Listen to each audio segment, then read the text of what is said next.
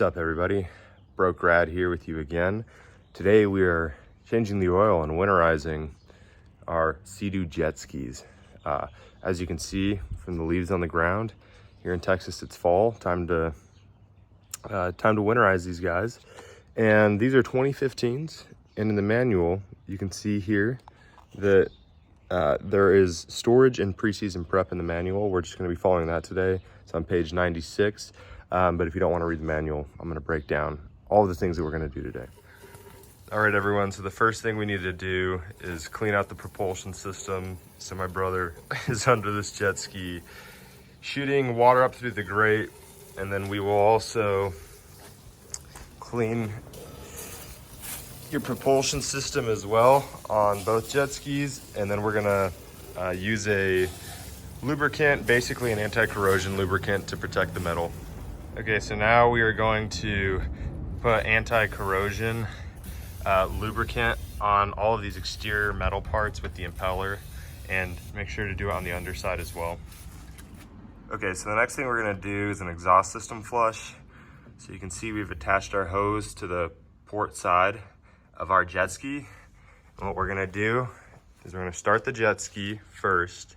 We will then run the water next. If you do it in the reverse order, you'll flood your engine, so that's very important.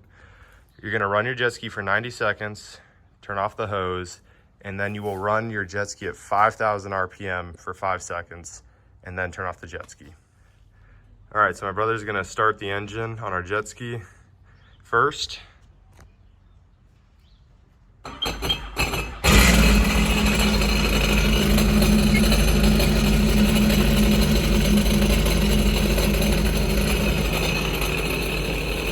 Gonna run for 90 seconds. Okay, turn up the water.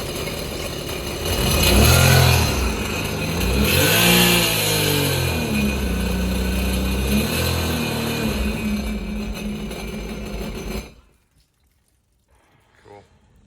Okay, next you're gonna get compressed air at 55 PSI, and you're gonna blow it through the port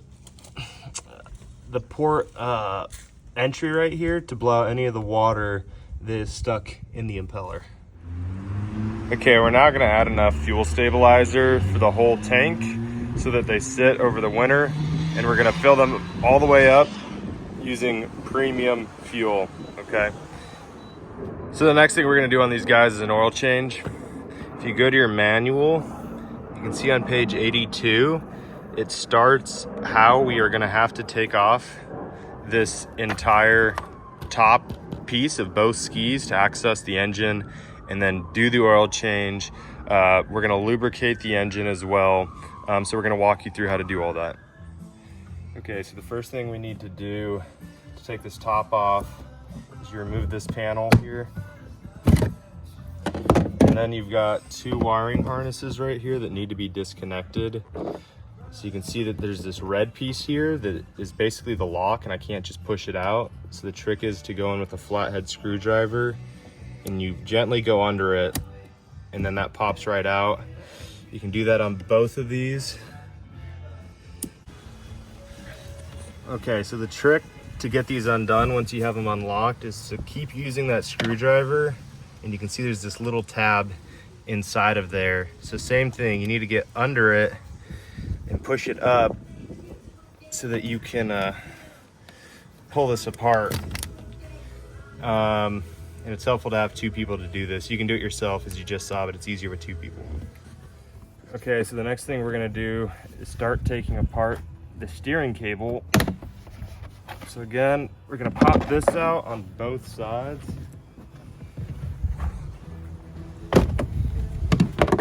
Take your safety kit out so you have some room to work. And if we look in here, we have two bolts, one here, one here. We're gonna use a ratchet to take it off. You can see it's got this star bit. So I use this short setup for the top one, and then I put in like a 2 or 3 inch extender for that bottom one. So yeah, we're gonna start with just these two screws. Okay. So the next thing we're gonna do is disconnect the steering cable itself. So move your handlebars to the left. It gives you a little bit more access. There's a bolt up top and a nut on the bottom. They're both 10 millimeter. So what I use, look up here, Ryan, is I use a 10 millimeter wrench on the bottom and a 10 millimeter socket up top. And just be careful to not drop the bolt when you're doing this. And then this should just come right out. All right, so the next thing we're gonna do is we're gonna take off these back little plastic covers, one on each side. And then you just push them to the side like that. You can see the grooves. And these come right off. Then you're gonna take off your seat. Set that aside, and you can see by the gas cap, we have 3 more bolts. Take those out as well. Okay, so now we're gonna take the top off of this guy. It's easy if you this thing just pops right off. Get that out of the way. So up front, we have 5 bolts that need to be removed. We have 1, 2, 3, 4, 5. So you can use a drill for this one, and this one. But then you'll probably need a ratchet or a drill with a long extension to do these 2. Okay, so for the back, we have 6 self-tapping screws. 1, 2, 3, and then on the other side, 1, 2, 3. And you can use a drill for all 6 of these. All right, so the last part before we take this top off is you have 5 more bolts on each side, so 10 in total, and they look like this.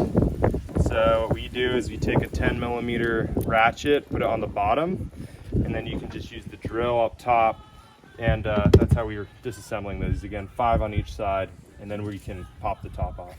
All right, so right now is also an easy time to top off your coolant if you need. There's a line right here, that's the cold level, so like when the engine's not warm. You can see it's low on this one. On the far one, it's really low. For this, we actually use the XPS coolant. It's important to not mix 2 different coolants together because they can react and degrade your system. Also for these jet skis, if you live in a cold climate, you should completely replace it every 5 years or every 200 hours. But since we just live in Texas, we're just gonna top it off to the line on both of these. Okay, so now what we're gonna do is our annual oil change. So you should do this either once a year or once every 100 hours, depends which comes first. And what you do with these guys is you gotta take the dipstick out, okay? And then you have to have one of these hand pumps, and you're gonna feed the tube all the way down there into the bottom of the engine where the oil's sitting.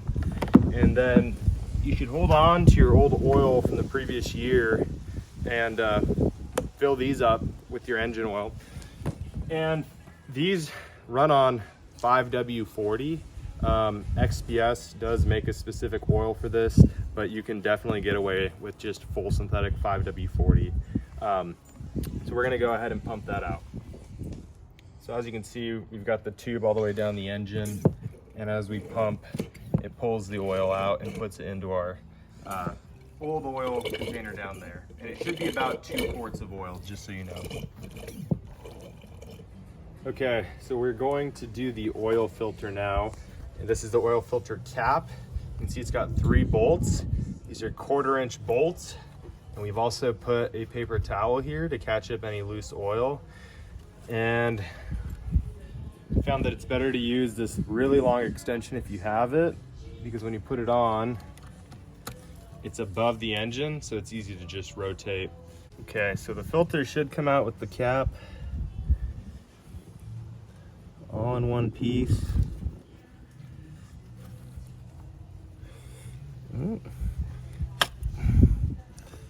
And again, this is going to be messy, so it's good to have a paper towel handy. You can let that drain. Okay, so once you get it out, the cap you can open up separately, and that's the filter. And then the O-ring goes right here. You want to put a new one of these on every time. So we'll get a new oil filter, new O-ring, put it on this. Okay, so your cap's gonna be really oily, of course, after you do this. A good way to clean it is to actually just use some brake parts cleaner and a paper towel. Just spray it on both sides. And this will come out very dry and very clean. It's much easier to work with after that. Okay. All right, so to reassemble this filter,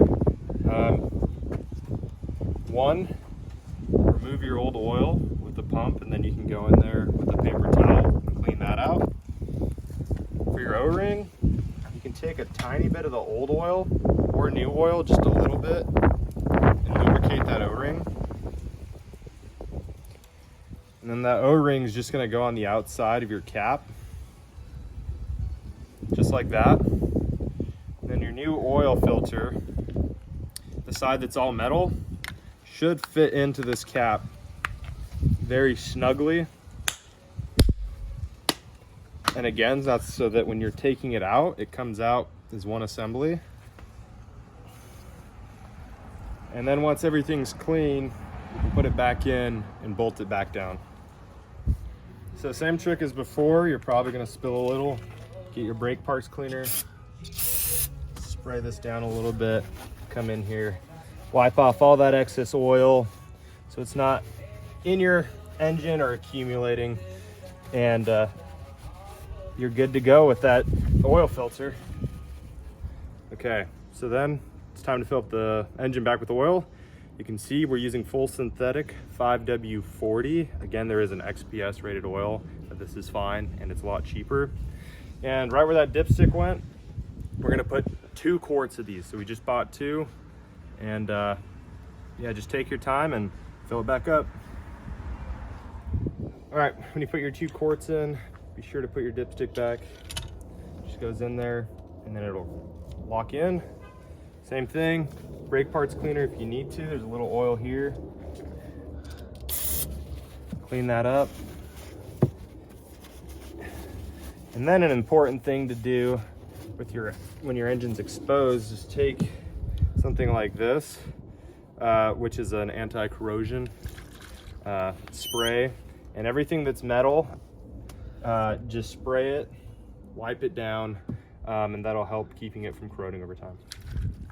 All right, so the very last thing we're gonna do with these jet skis before we put the tops back on is disconnecting it from the battery. And you can just use a Phillips head screwdriver to do this. And this helps the battery last longer, but it's important to charge it with trickle chargers once a month if you can. That way, when you come back next year, your jet skis should start right up.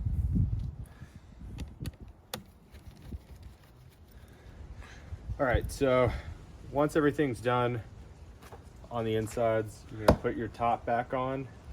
The tricky part is making sure that you can thread your steering cable back through this little hole. And then what we're gonna start is the reverse of what we did earlier. Take these guys, there should be, again, 5 on each side. Put those on. Again, we're gonna use a drill for the top and a 10mm socket for the bottom. Okay, once you have the sides done, you can do the back. Again, there's 1, 2, 3 bolts on each side. 1, 2, 3. And yeah, we can just come in here with our drill and very gently just replace these. All right, once you're done with the back, we can move to the front. Again, we have 1, 2, 3, 4, 5 more of these bolts that need to go in. Okay, once you have the front done, you can put this panel back on. It just pops in right there. You can fasten it. Next thing to do is the gas cap. Again, we just have 3 bolts there that you need to tighten down. Okay, front's done, gas cap's done. Now I have these 2 little plastic pieces that we need to slide back on into place. Just like that, 1 bolt each. Drill those in, and you're done with the main body after that. Okay, with everything done, you can put your seat back on, slide it up till it clicks. Now we're gonna do the steering cable. So in here, again, you wanna turn your handlebar all the way to the left, and you can see this is your steering cable. You can push it in and pull it out so it gives you some play, and it needs to go in the middle of this plastic piece. So once it's in there, we need to, if you remember, bolt it down with this. So this is the orientation. Again, the top and the bottom are both 10 millimeters, so I use a wrench and a ratchet to do this. All right, the last two bolts you need go here and here. They hold that cable in place, and this part you'll need a ratchet to get into, but yes, those are the last two bolts you need to do. Okay, so now put your SOS canister back in just like this. Fits right there. The panel that goes on this side says SOS. You just follow the grooves. Put these grooves into their spots. Oops. Give that a pop, and just do the same thing on the other side. And then the last thing that we need to do is reconnect your wiring harnesses. So, pretty self-explanatory. Put them back together till it clicks, and then lock them with that red lock. This one too. Oops. Put them together till it clicks, lock them with that red lock, and then you'll cover this up, and that is how you winterize the jet ski.